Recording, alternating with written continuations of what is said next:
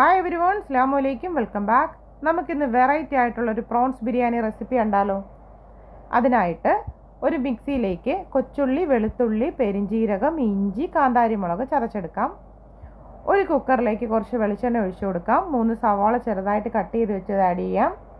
ശേഷം ചതച്ച കൂട്ട് ഇതിലോട്ട് ഇട്ട് കൊടുക്കാം. നന്നായിട്ട് വാടിയതിന് ശേഷം കുറച്ച് കറിവേപ്പിലയും ഒരു തക്കാളി കട്ട് ചെയ്തതും കൂടെ ഇട്ട് ഒന്നുകൂടെ ഒന്ന് വാട്ടിയെടുക്കാം. ഇതിലേക്ക് 1/4 ടീസ്പൂൺ മഞ്ഞൾ ആഡ് ചെയ്യാം. കുറച്ച് വെള്ളം ഒഴിച്ച് നമുക്ക് കുക്കർ ക്ലോസ് ചെയ്ത് 2 പ്രഷർ കേൾപ്പിച്ചെടുക്കാം. ഇനി മറ്റൊരു പാനിലേക്ക് കുറച്ച് വെളിച്ചെണ്ണ ഒഴിച്ച് മഞ്ഞളും കുരുമുളകും ഉപ്പും പെരിഞ്ജീരകപ്പൊടിയും ചേർത്ത് വെച്ചേക്കുന്ന കൊഞ്ചൊന്ന് വാട്ടിയെടുക്കാം. ബിരിയാണിക്കുള്ള നെയ്ച്ചോറ് ഇവിടെ റെഡിയാവുന്നുണ്ട്. കൊഞ്ചൊന്ന് വാടി വന്നതിന് ശേഷം നമ്മൾ വാട്ടി വെച്ചേക്കുന്ന മസാലക്കൂട്ട് ഇതിലോട്ട് ഇട്ട് കൊടുക്കാം. നന്നായിട്ട് മിക്സ് ചെയ്ത് തക്കാളിയൊക്കെ ഒന്ന് നമുക്ക് ഉടച്ചെടുക്കാം.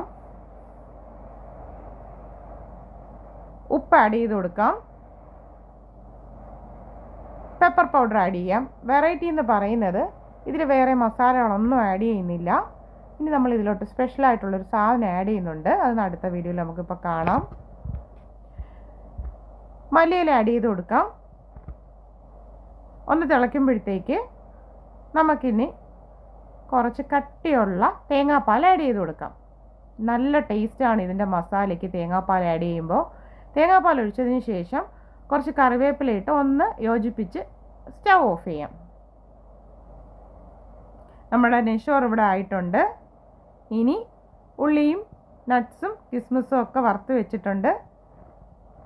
നമുക്കിനി ഇത് ദമ്മിടാം. ഫസ്റ്റ് ലെയറിൽ മസാലക്കൂട്ടും കറിവേപ്പില ഇട്ടിട്ടുണ്ട്. ഇനി റൈസ് ആഡ് ചെയ്ത് കൊടുക്കാം. സെക്കൻഡ് ലെയറിൽ മസാലക്കൂട്ട് ഇട്ട് കൊടുത്തിട്ടുണ്ട്. ഇനി റൈസ് ഇട്ട് ഫില്ല് ചെയ്തു.